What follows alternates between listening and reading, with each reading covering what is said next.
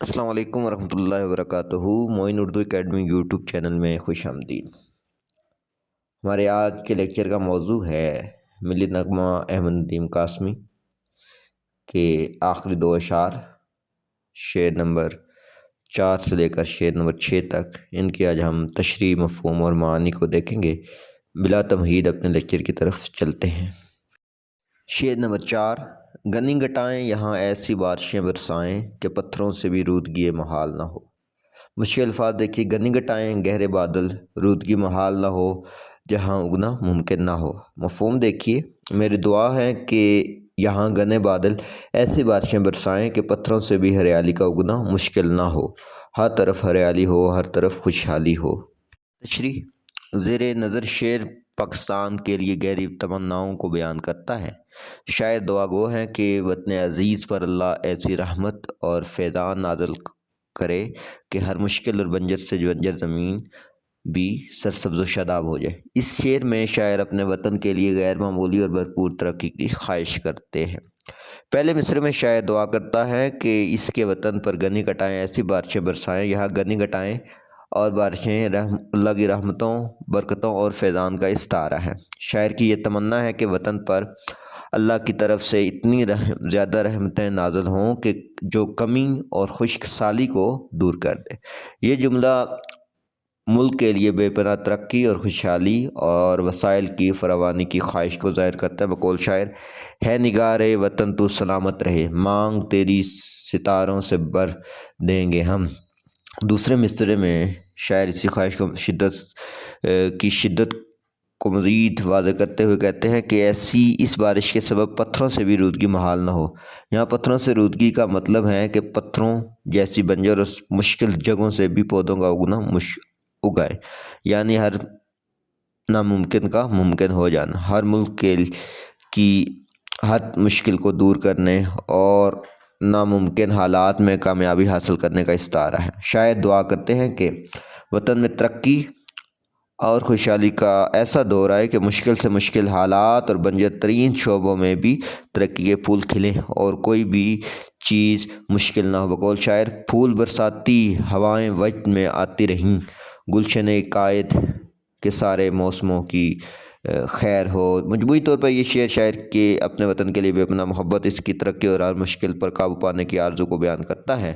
احمد ندیم قاسمی ایک ایسے پاکستان کا خواب دیکھتے ہیں جہاں اللہ کی رحمتیں اس قدر برسیں کہ کوئی بھی شعبہ ترقی سے محروم نہ رہے اور جہاں ہر ناممکن چیز بھی ممکن ہو جائے۔ فنی محاسن: اس میں گنی گٹائیں اور بارشیں اللہ تعالیٰ کی رحمت، برکت اور خوشحالی کا استعارہ ہے۔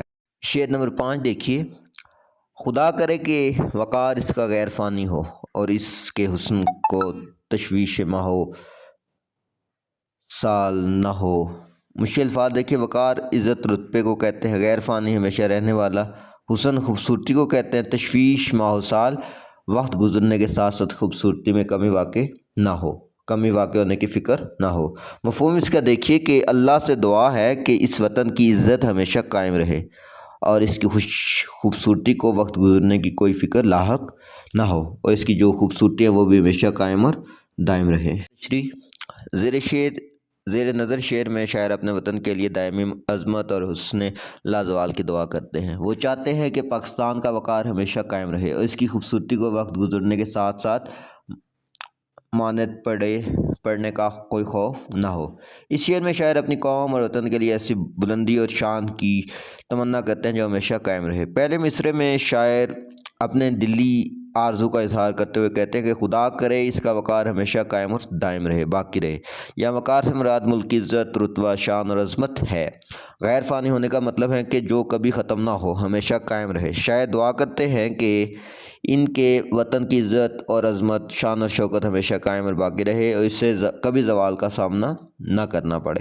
یہ جملہ ملک کے لیے دائمی عزت اور استحکام کی پختہ خواہش کو ظاہر کرتا ہے۔ بقول شاعر: خیر ہو عرض دعا کے ساحلوں کی خیر ہو، ساحلوں سے دور میری کشتیوں کی خیر ہو۔ دوسرے مصرعے میں شاعر اسی تمنا کو مزید وسعت دیتے ہیں کہ اس کے حسن کو وقت کی کوئی فکر لاحق نہ ہو، یہاں حسن سے مراد ملک کی خوبصورتی، اس کی ترقی کا مظاہر، اس کا دامن اور اس کی مجموعی دلکشی ہیں۔ تشویش ماہ و سال کا مطلب ہے مہینوں اور سالوں کے گزرنے کی فکر، یعنی وقت کے اثرات اور یا زوال کا خوف۔ شاعر دعا گو ہے کہ وطن کی خوبصورتی اور اس کی ہمیشہ قائم اتنی مضبوط اور پائیدار ہو کہ اسے وقت گزرنے یا زمانے کے بدلنے کا کوئی ڈر یا خوف نہ ہو، یہ ہمیشہ تازہ اور قائم رہے۔ یہ جملہ پاکستان کے دائمی حسن اور اس کی ترقی کی لازوال نوعیت کو بیان کرتا ہے۔ بقول شاعر، لفظ سے پاکستان جس پر لکھ رہی ہے روشنی، یا خدا محشر تلک ان کاغذوں کی خیر ہو۔ مجموعی طور پر یہ شعر شاعر کی اپنے وطن سے محبت اور اس کے لیے لازوال وقار و حسن کی آرزو کو بیان کرتا ہے۔ احمد ندیم قاسمی ایک ایسے پاکستان کا خواب دیکھتے ہیں جس کی عزت اور عظمت ہمیشہ قائم رہے، جس کی ترقی اور خوبصورتی وقت کے تھپیڑوں سے بھی متاثر نہ ہو۔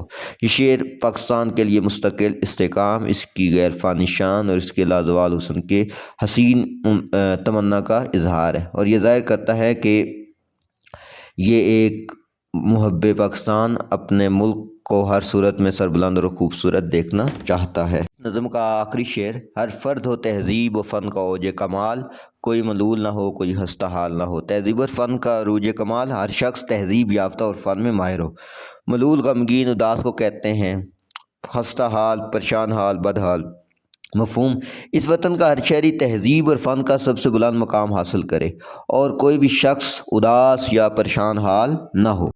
تشریح، زیر نظر شعر میں شاعر اپنے وطن کے شہریوں کی فلاح و بہبود، ان کی تعلیمی اور فنی ترقی اور ان کی خوشحالی کے لیے دعا کرتے ہیں۔ شاعر اب چاہتے ہیں کہ پاکستان کا ہر شہری علم و ہنر میں کمال حاصل کرے اور کوئی بھی دکھ، پریشانی یا بدحالی کا شکار نہ ہو۔ اس شعر میں شاعر افراد کی اجتماعی ترقی اور خوشحالی کی تمنا کرتے ہیں۔ وہ چاہتے ہیں کہ وطن کا ہر باشندہ نہ صرف تعلیمی اور فنی لحاظ سے بہترین ہو بلکہ معاشی اور جذباتی طور پر بھی مکمل خوشحال اور مطمئن ہو۔ پہلے مصرعے میں شاعر دعا کرتے ہیں کہ ان کے وطن کا ہر ایک فرد تہذیب اور فن کا اوج کمال بنے، یعنی یہاں ہر فرد سے مراد پاکستان کا ہر شہری۔ تہذیب اور فن کا اوج کمال کا مطلب ہے کہ تہذیبی قدروں میں بھی بہترین ہو اور فنون، علوم اور ہنر میں بھی کمال کو پہنچ جائے۔ یہ ملک کے لیے ہر شہری کی اعلیٰ اخلاقی اقدار اور تعلیمی اور فنی مہارت میں انتہا درجے کی ترقی کا استعارہ ہے۔ شاعر کی یہ تمنا ہے کہ پاکستانی قوم کا ہر فرد تعلیمی، ہنر اور اخلاقیات میں اتنی بلندی حاصل کرے کہ وہ اپنے میدان کا ماہر، فخر اور قابل فخر نمونہ بن جائے۔ خوشبو ارض پاک کی جو امانت دار ہے، خوش کلامی کے نئے ان سلسلوں کی خیر ہو۔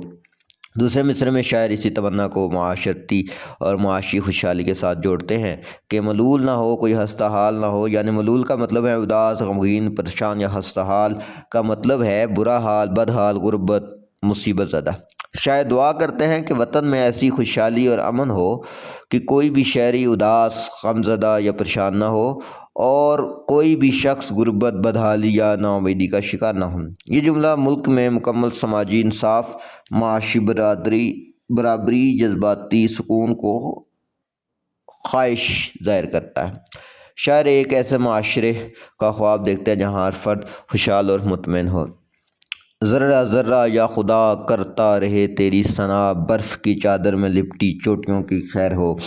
مجموعی طور پر یہ شعر شاعر کی اپنے وطن کے افراد کے لیے جامع ترقی اور خوشحالی کی آرزو کو بیان کرتا ہے۔ احمد ندیم قاسمی ایک ایسے پاکستان کا خواب دیکھتے ہیں جہاں ہر فرد علمی، فنی اور اخلاقی طور پر اعلیٰ مقام حاصل کرے اور جہاں کسی بھی دکھ، پریشانی یا غربت کا سامنا نہ ہو۔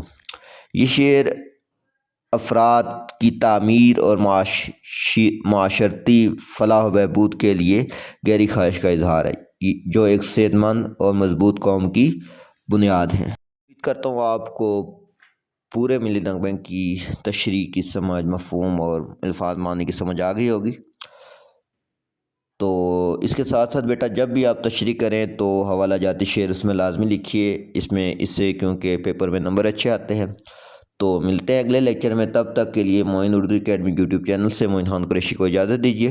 ساتھ یوٹیوب چینل کو لائک، شیئر اور سبسکرائب کرنا مت بھولیے، اور ساتھ گھنٹی کے بٹن کو بھی ضرور دبائیں تاکہ ہر نئے لیکچر سے آپ کو آگاہی ملتی رہے۔